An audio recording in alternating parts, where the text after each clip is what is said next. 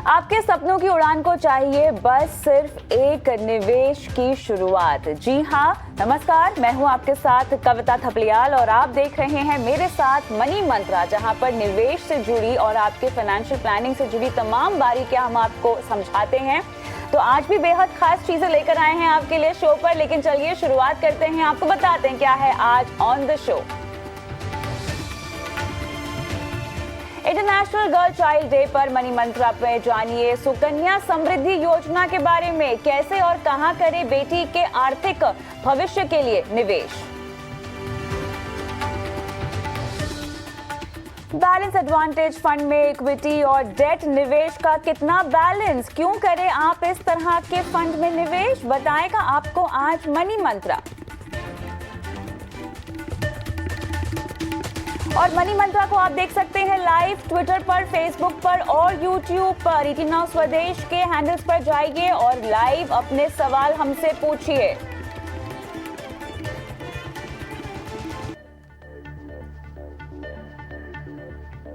बेहद खास पेशकश और मेरे साथ हैं बेहद खास मेहमान भी। स्वागत करना चाहती हूं ऑप्टिमम मनी मैनेजर्स के एमडी पंकज मतपाल का, बोनांजा पोर्टफोलियो के वाइस प्रेसिडेंट अचिन गोयल मेरे साथ जुड़ गए हैं। आप दोनों का ही इस खास पेशकश में स्वागत है।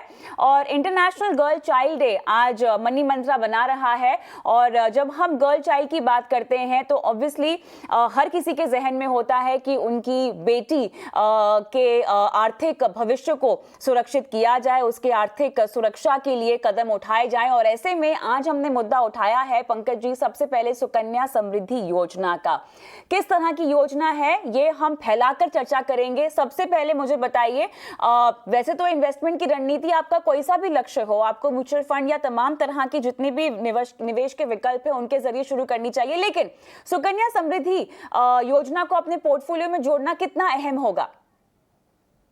बिल्कुल कविता, ये बहुत ही इंपॉर्टेंट है, क्योंकि जब हम बात करते हैं फाइनेंशियल गोल अचीव करने के लिए आप इन्वेस्टमेंट कर रहे हैं, यानी गोल बेस्ड प्लानिंग कर रहे हैं, तो वहां पर आपको ऐसी स्कीम्स या इंस्ट्रूमेंट्स भी रखने होंगे जो कि लॉन्ग टर्म में अच्छे रिटर्न्स दे सकते हैं, और साथ ही सेफ्टी भी बहुत जरूरी है पैसों की। तो जो सुकन्या समृद्धि योजना है, इसकी खास बात यह है कि इसके ऊपर आपको फिक्स्ड इंटरेस्ट मिलता है। हालांकि जो इंटरेस्ट है वो समय समय पर रिवाइज हो सकता है, ये रिसेट होता है क्वार्टरली, लेकिन एक बार जो तय हो गया वो इंटरेस्ट आपको उस पीरियड में मिलेगा, और साथ ही आपको जो इंटरेस्ट मिलता है उसमें टैक्स भी नहीं लगता। तो इस हिसाब से आपको, चाहे आप म्यूचुअल फंड में इन्वेस्टमेंट करें या किसी दूसरी स्कीम में करें, उसके साथ साथ इस तरह की, स्पेशली अगर मैं बात करूं सुकन्या समृद्धि योजना में आपको इन्वेस्टमेंट करना चाहिए। अचिन, मुझे ये बताइए कि ये जो स्कीम है इसके तहत आपको टैक्स बेनिफिट तो मिलता ही है, लेकिन ये वो एक मतलब नहीं होना चाहिए, वजह नहीं होना चाहिए जिसके लिए आपको इसको अपने पोर्टफोलियो में शामिल करना चाहिए। एक निवेश के विकल्प के तौर पर यहाँ पर न सिर्फ आप अपनी बेटी के भविष्य को सिक्योर कर रहे हैं, उसकी पढ़ाई के लिए भी एक तरह से पैसे इकट्ठा कर रहे हैं। ये कैसे होता है इस योजना के जरिए? जी कविता जी, जैसे आपने बताया आज अंतर्राष्ट्रीय बालिका दिवस है, तो जाहिर सी बात है आज हम सुकन्या समृद्धि योजना के बारे में बात कर रहे हैं। जैसा पंकज जी ने बताया कि हर क्वार्टर में एक फिक्स रेट ऑफ रिटर्न इसका निर्धारित किया जाता है, और यहाँ पे हम 15 साल तक निवेश कर सकते हैं। तो जो भी लड़की की उम्र 10 साल से नीचे है, उसके पेरेंट्स या गार्जियन इसमें अकाउंट खुलवा सकते हैं, और 21 साल में इसकी मैच्योरिटी होती है, और 15 साल तक इसमें निवेश किया जा सकता है।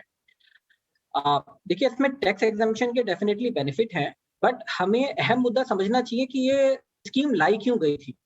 तो ऐसे है, बेटी बचाओ बेटी पढ़ाओ, ये एक नारा है जिसके अंतर्गत ये स्कीम लॉन्च की गई थी। और जाहिर सी बात है कि एक फोकस, एक डेडिकेशन, एक अटेंशन बालिका मतलब लड़की के लिए, एजुकेशन के लिए और उनकी शादी के लिए, जब हम उस उम्र पे पहुंचते हैं तो कभी-कभी पढ़ाई छुड़वा दी जाती है। मैं मतलब बहुत मेट्रो सिटीज की बात नहीं कर रहा हूँ, बट जो बहुत ज्यादा अफोर्ड नहीं कर सकते हैं, वहां पे अगर लड़का और लड़की होती है तो लड़की की ही पढ़ाई छुड़वाई दी जाती है। तो इसके लिए स्कीम बहुत अच्छी है, जहाँ पे हायर एजुकेशन में इसमें एक बेनिफिट है, 18 साल के बाद आप इसमें 50% ऑफ द अमाउंट विड्रॉ भी कर सकते हैं।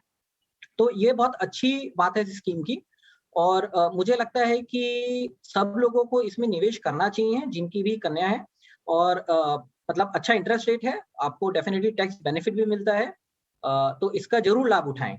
बिल्कुल।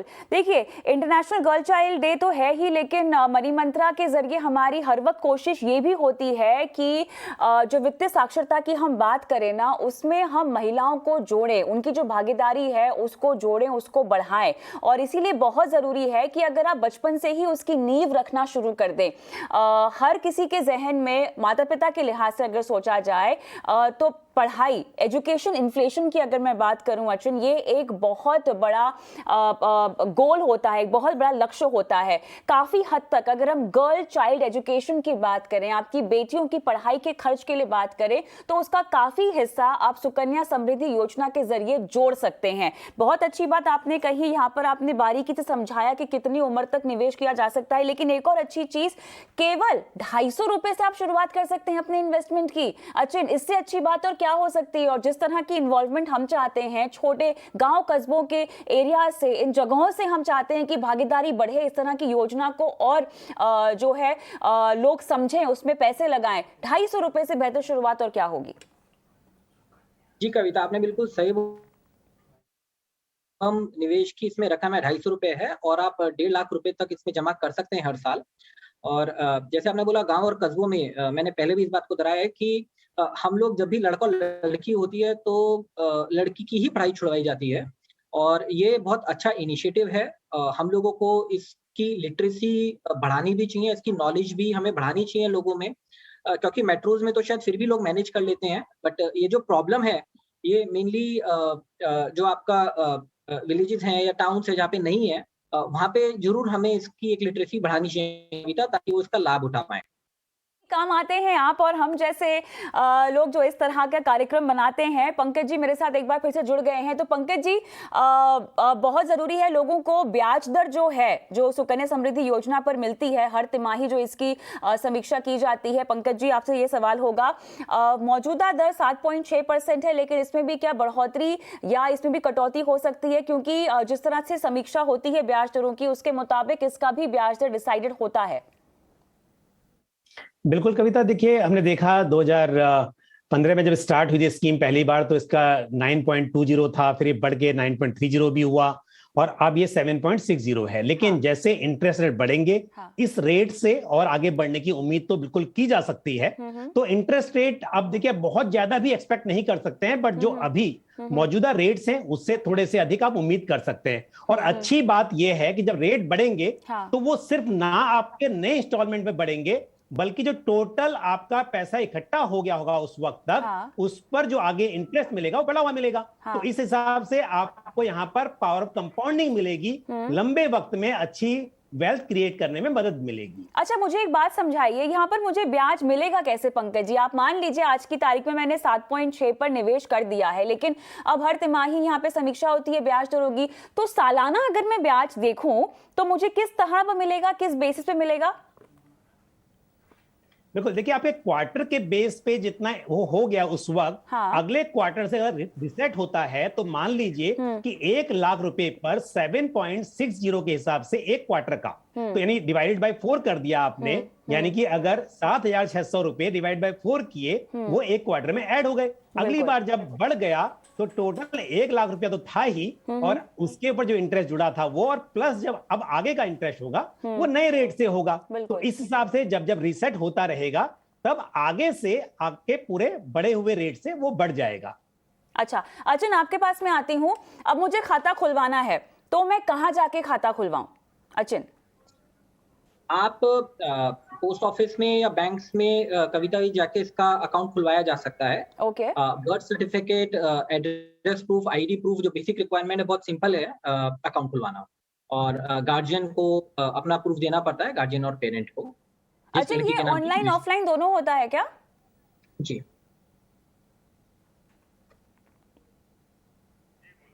अच्छा, ऑनलाइन ऑफलाइन दोनों हम तरह से अकाउंट खोल सकते हैं? चल सकता है। अचिन, आप चलिए, यहाँ पे संपर्क नहीं हो पा रहा। पंकज जी अगर मेरे साथ जुड़े हुए हैं, पंकज जी मेरा सवाल अचिन से था, लेकिन आप भी जवाब दे सकते हैं। जी बिल्कुल, क्योंकि शायद वो नेटवर्क का प्रॉब्लम था, इसलिए जी मैंने कोशिश की कि मैं आंसर दे दूं। जी। तो बिल्कुल ऑनलाइन ऑफलाइन अकाउंट खोल सकते हैं आप हाँ बैंक की वेबसाइट पर जाकर। हाँ हाँ। मतलब ये अकाउंट पोस्ट ऑफिस में, स्टेट बैंक ऑफ इंडिया में, दूसरे पब्लिक सेक्टर बैंक में, उसके अलावा कुछ प्राइवेट बैंक जैसे ICICI bank, axis bank, HDFC bank इत्यादि में आप अकाउंट खोल सकते हैं और इनकी वेबसाइट पर जाकर आप आसानी से अकाउंट खोल सकते हैं। और इवन आप पहले से ये भी डिसाइड कर सकते हैं कितना अमाउंट आपको, यदि आपको एक स्टैंडिंग इंस्ट्रक्शन के रूप में यहां पर कंट्रीब्यूट करना है तो वो भी किया जा सकता है। अच्छा, देश भर में आप कहीं से भी खाता खोल सकते हैं और कहीं पर भी ट्रांसफर भी करा सकते हैं पंकज जी? बिल्कुल बिल्कुल, आप कहीं भी कर सकते हैं और ये आप सुविधा है कि आप किसी भी ब्रांच से या बैंक टू बैंक चेंज भी कर सकते हैं। हाँ। अच्छा, मुझे ये बताइए, बेटी के 18 साल पूरे होने के बाद क्या हम 50% पैसा निकाल सकते हैं अगर उसकी उच्च शिक्षा के लिए अगर उस पैसों का इस्तेमाल करना हुआ तो? यस, सर्टेन कंडीशन में, जैसे आपने बोला कि बच्चे की एजुकेशन के लिए पैसे की जरूरत है तो हाँ 50% विड्रॉ कर सकते हैं। हाँ और बाकी तो ये 21 साल का अकाउंट होता है जब से अकाउंट खोलते हैं, हाँ। और या फिर 15 साल आप कंट्रीब्यूट कर सकते हैं मैक्सिमम, लेकिन अच्छा 21 साल तक अकाउंट को चला सकते हैं। लेकिन जैसा आपने कहा 18 इयर्स के बाद यदि पैसों की जरूरत है बच्चे के शिक्षा के लिए तो आप बिल्कुल 50% वहां से विड्रॉ कर सकते हैं। चलिए, सुकन्या समृद्धि योजना इंटरनेशनल गर्ल चाइल्ड डे के दिवस पर हमने ये खास पेशकश रखी है, लेकिन हम चाहते हैं कि आपको इस निवेश विकल्प के बारे में पता तो हो, लेकिन ये एक लौता निवेश विकल्प ना हो। आपको ये समझना होगा, है तो ये डेट निवेश है ना, और क्योंकि आप अपनी बेटी के बेहतर भविष्य के लिए निवेश कर रहे होंगे तो आपके पास और भी समय होगा, ऐसा हम मानकर चल रहे हैं। लगभग 10-15 साल का समय अगर आप पकड़ कर चल रहे हैं तो थोड़ा इक्विटी का एलिमेंट भी आपको अपने पोर्टफोलियो में डालना चाहिए।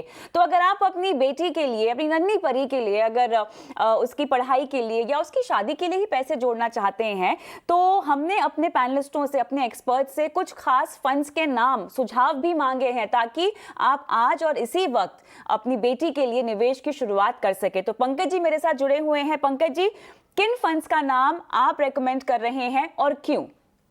बिल्कुल, देखिए पहली बात तो यह है कि मैं लंबी अवधि के लिए इक्विटी म्यूचुअल फंड्स में इन्वेस्टमेंट करने की सलाह दूंगा, क्योंकि हमने हमेशा देखा है कि लॉन्ग टर्म में इक्विटी में पोटेंशियल है वेल्थ क्रिएट करने का।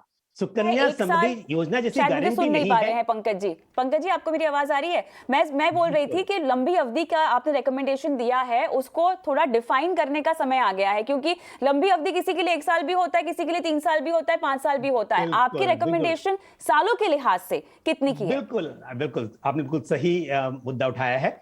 और लंबी अवधि की बात करें तो कम से कम 5 साल की तो मैं अवधि मान के चलूंगा। इक्विटी में इन्वेस्टमेंट करना है तो कम से कम 5 साल। बट यहां पर हम लेके चलते हैं कि बेटी यदि अभी पैदा हुई तो आपके पास बड़ा लंबा वक्त होता है कि उसको पैसे की जरूरत कम से कम 15 साल, क्योंकि अगर आप हायर एजुकेशन की बात कर रहे हैं या फिर प्रोफेशनल एजुकेशन की बात कर रहे हैं तो आपको 15 साल 18 साल के बाद पैसों की जरूरत पड़ने वाली है। इसके लिए मेरे हिसाब से आपके पास काफी लंबा वक्त होता है। तो लेकिन इक्विटी में जब भी इन्वेस्टमेंट की बात आए तो कम से कम 5 साल या उससे अधिक की अवधि के लिए आपको सोचना चाहिए।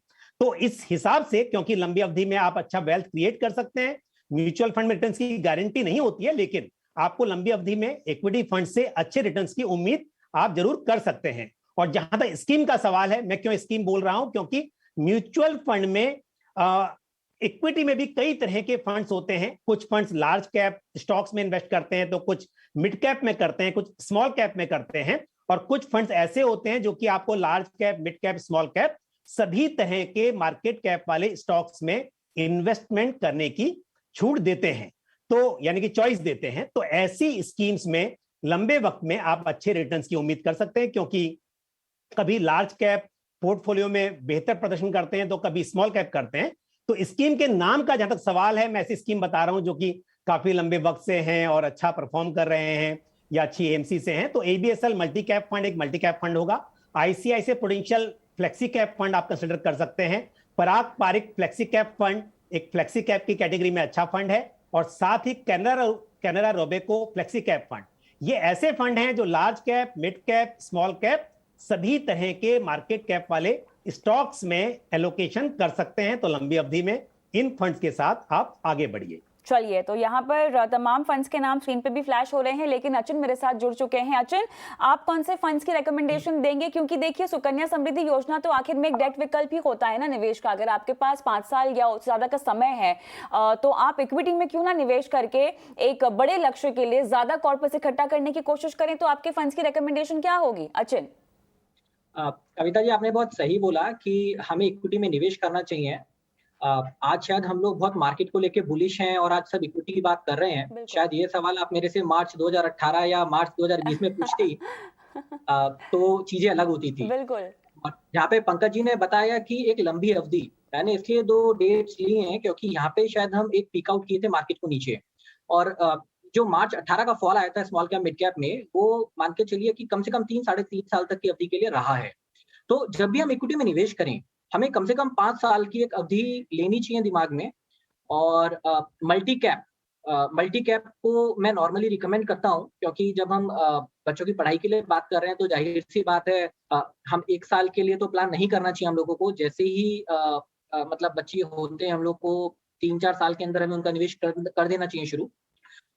तो मैं कविता जी कुछ जो निवेश बताना चाहूँगा लोगों को, उसमें Nippon India multi cap fund है, जहाँ पे एक अच्छा balance large cap, mid cap और स्मॉल कैप में है।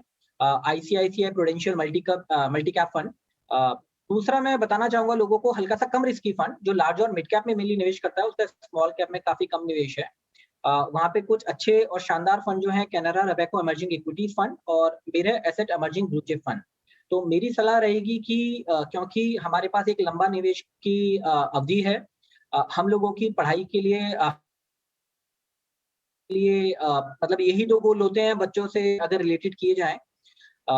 तो इन फंड्स में अगर आप निवेश करेंगे एक लंबे होराइज़न के साथ तो आपको अच्छा रिटर्न्स मिल सकती है। परंतु इसको हम पत्थर की लकीर नहीं माने कि आज जो परफॉर्म कर रहा है वो 3 साल के बाद भी परफॉर्म करेगा, 5 साल के बाद भी परफॉर्म करेगा। मैंने अपने करियर में देखा है 3 साल में, 4 साल में कहीं न कहीं जो आज अच्छे परफॉर्मिंग फंड है वो नहीं परफॉर्म कर रहे होते हैं। तो बहुत ज़रूरी है कि हम अपना पोर्टफोलियो रिव्यू करते रहें।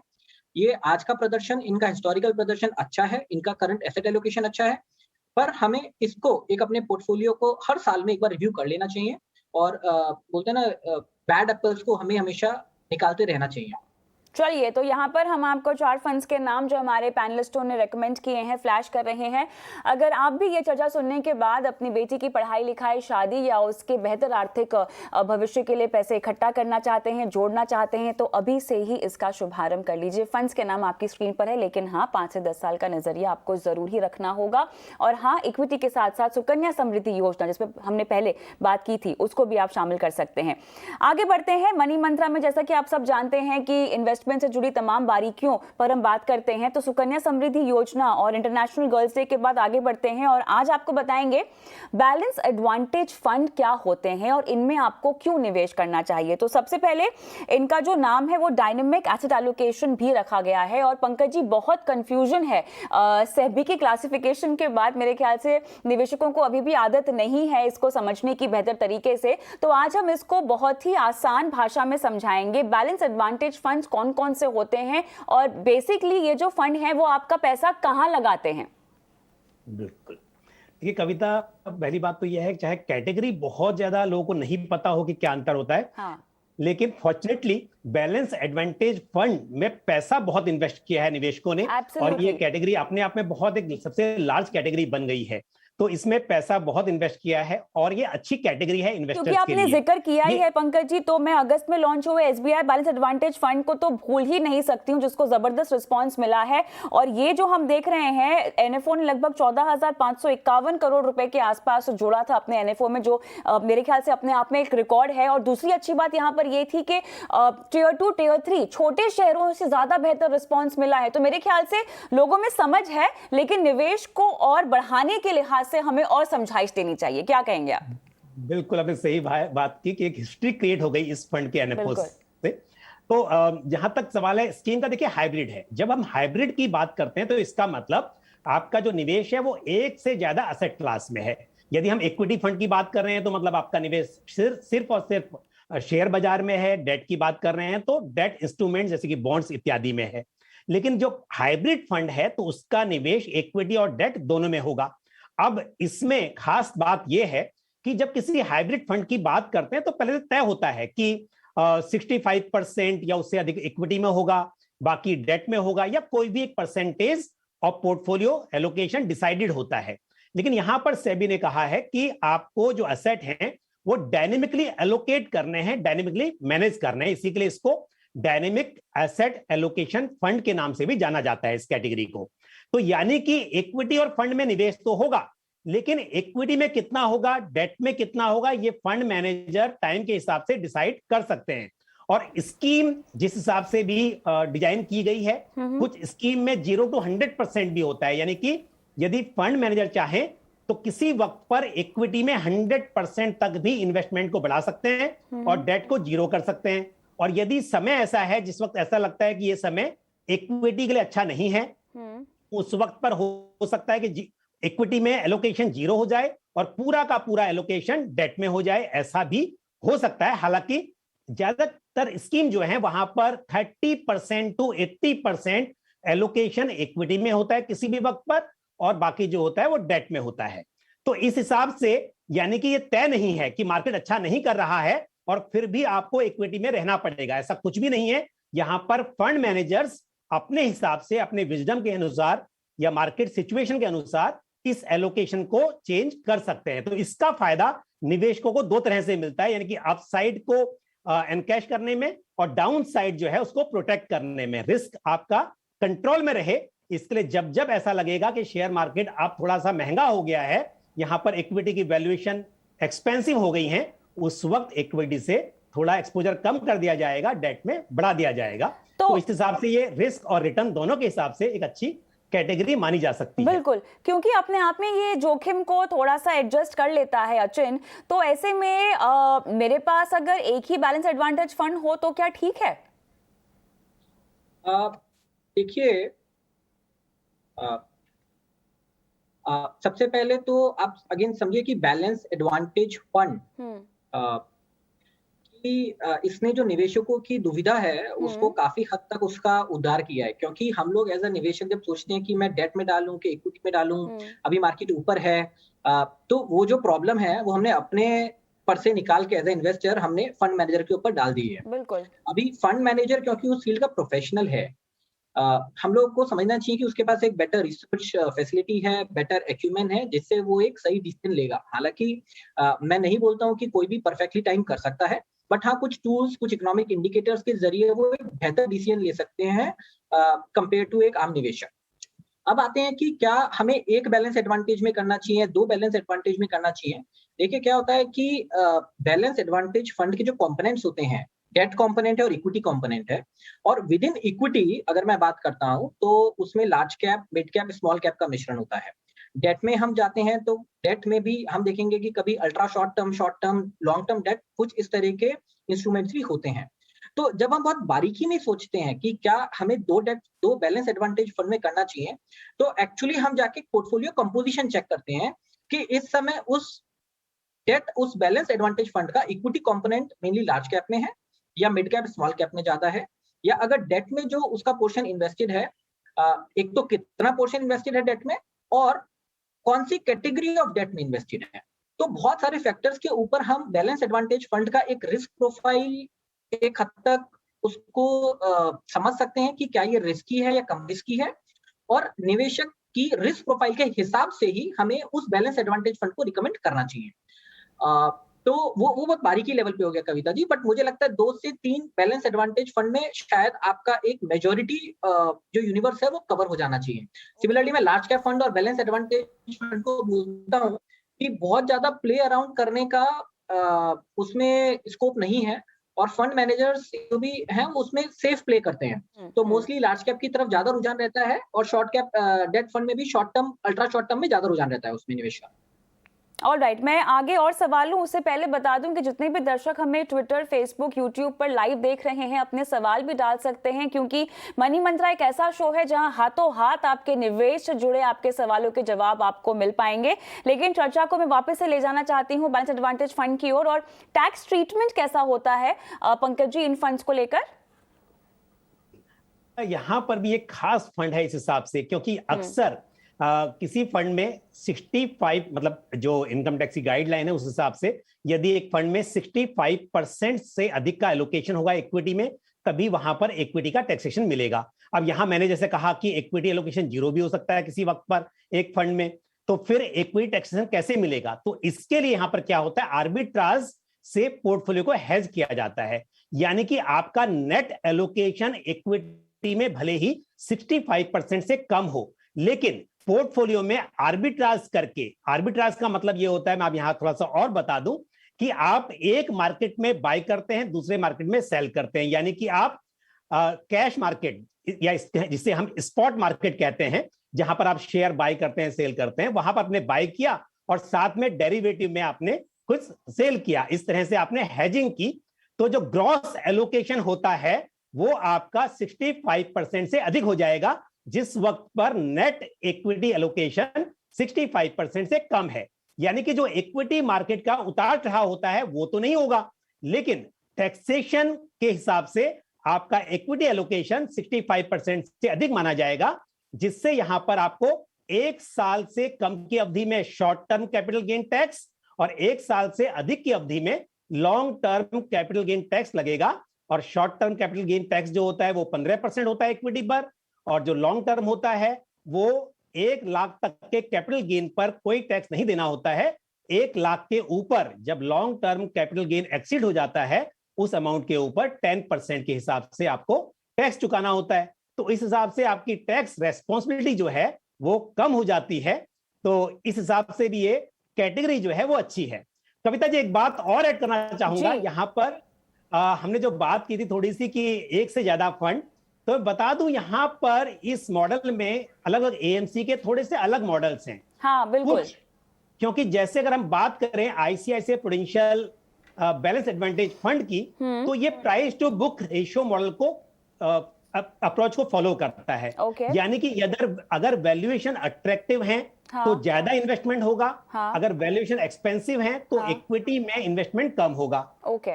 लेकिन यदि अगर हम बात करें एडलवाइज बैलेंस एडवांटेज फंड की, तो ये ऐसा फंड है जो कि मार्केट के साथ चलता है। इनका कहना यह है कि अगर मार्केट एक्सपेंसिव भी है, लेकिन हमें लगता है कि रैली चलने वाली है, मार्केट में रिटर्न्स आने वाले हैं, तो हम अपना एक्सपोजर इक्विटी से कम नहीं करेंगे, हम इन्वेस्टर्स को तेजी के मार्केट में भी पैसा कमाने का मौका देंगे। तो दोनों के अपने मॉडल हैं, एक तरफ वैल्यूएशन का मॉडल है, एक तरफ मार्केट के साथ चलने वाला मॉडल है। तो इस हिसाब से इन्वेस्टर्स एक से ज्यादा बैलेंस एडवांटेज फंड में भी निवेश कर सकते हैं। और वैल्यूएशन का जहां तो सवाल है, वैल्यूएशन में भी कुछ fund price to book value, थोड़ा सा टेक्निकल है, but price to book ratio को फॉलो करते हैं, तो कुछ प्राइस अर्निंग रेशियो को फॉलो करते हैं। तो मेरे ख्याल से हर फंड हाउस की स्कीम को लेकर, इस पर्टिकुलर स्कीम को लेकर अपनी अपनी थीम है, जो कि एक निवेशक को निवेश करने से पहले पढ़ लेनी चाहिए, समझ लेनी चाहिए। लेकिन लगभग समय खत्म हो गया है। बैलेंस एडवांटेज फंड और हाइब्रिड फंड्स में से किसी को अगर चुनना हो, अचन, दोनों की कैटेगरीज अलग अलग हैं, लेकिन क्या इनका कंपैरिजन मुमकिन है? और क्या इनमें से किसी एक को अगर चुनना हो तो हमें किसको चुनना चाहिए? अचन,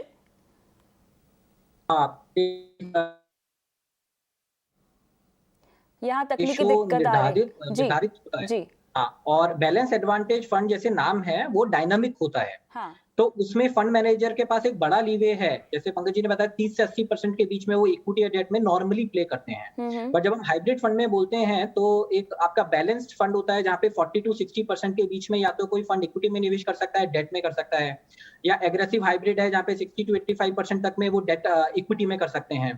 तो ये एक जनरल गाइडलाइन बताना कि हाइब्रिड अच्छा है या बैलेंस एडवांटेज अच्छा है, ये बराबर नहीं होगा, क्योंकि जैसे मैंने बताया निवेशक की नीड के ऊपर डिपेंड करता है कि क्या वो डिसीजन ले सकता है या उसकी रीडिंग। अगर वो बोलता है कि मुझे पूरा पोर्टफोलियो मैनेजर के ऊपर छोड़ना है और मेरे को कुछ उसमें दिमाग नहीं लगाना है, या मेरे को नॉलेज नहीं है, टाइम नहीं है, तो बैलेंस एडवांटेज फंड में करना चाहिए। बट कभी कभी निवेशकों का अपना एक रुझान होता है कि नहीं, मार्केट अच्छा चल रहा है और मुझे शायद इस समय इक्विटी में ज्यादा करना चाहिए, तो उस समय वो एग्रेसिव हाइब्रिड फंड में भी जा सकते हैं। ऑलराइट, चलिए, और कौन से एग्रेसिव हाइब्रिड फंड्स हैं या जिस भी तरह के आपको हाइब्रिड फंड्स में जाना चाहिए, उसकी सिलेक्शंस की स्कीम जो है आपके स्क्रीन पर फ्लैश हो रही हैं। पंकज जी, कौन से रेकमेंड करेंगे आप? ICICI Prudential balance advantage fund एक पायनियर फंड है, सबसे पहला फंड इस कैटेगरी का। Aditya Birla Sun Life balance advantage fund, Nippon India balance advantage fund और एडलवाइज बैलेंस एडवांटेज फंड, ये मेरी चॉइस के फंड्स हैं। हाइब्रिड फंड में आप कौन सा रेकमेंड करेंगे? अलग अलग कैटेगरीज जो हाइब्रिड की होती हैं अचिन। हाँ जी, तो जैसे हम बैलेंस एडवांटेज फंड की बात करते हैं कविता, तो एडलवाइज बैलेंस एडवांटेज फंड और Aditya Birla Sun Life balance advantage fund में चाहूंगा कि लोग प्राइमरली उसमें इन्वेस्ट करें, निवेश करें। एक अच्छी रिटर्न दी है फंड ने और एक अच्छा एसेट एलोकेशन और स्टॉक लेवल पे भी मुझे लगता है एक अच्छा डाइवर्सिफिकेशन देखने को मिलता है लोगों को। तो जब भी हम फंड रिकमेंड करते हैं तो हम देखते हैं कि वो कैटेगरी भला ही सेम हो, बट जो इंटरनल उसमें स्टॉक्स एलोकेशन है क्या वो सेम है या अलग है। तो उस चीज को ध्यान रखते हुए मैंने इन दो फंड्स को नॉर्मली मतलब इन्वेस्टर्स को रिकमेंड करता हूँ। चलिए, तो यहाँ पर हमने आपको तमाम कैटेगरीज के फंड की रिकमेंडेशन बता दी है। उम्मीद करते हैं कि आप अपने पोर्टफोलियो की जो भी रिक्वायरमेंट है लक्ष्यों को लेकर और आपकी निवेश करने की राशि को लेकर, क्षमता को लेकर, उसके मुताबिक फंड्स को पोर्टफोलियो में शामिल करेंगे। लेकिन देखिए, मनी मंत्रा का पहला आधा घंटा हमने खूब चर्चा की है। अब वक्त आ गया है एक ब्रेक लेने का, क्योंकि ब्रेक के उस पार अचिन और पंकज जी जो हैं आपकी कराएंगे फाइनेंशियल प्लानिंग, यानी आपके तमाम सवालों के जवाब देंगे। तो अगर आप भी हमें देख रहे हैं ट्विटर पर, यूट्यूब पर, फेसबुक पर, अपने सवाल डालिए कमेंट बॉक्स में। एक एक करके आपके सवाल लेंगे, जुड़ेंगे दर्शकों के साथ इस छोटे से ब्रेक के बाद।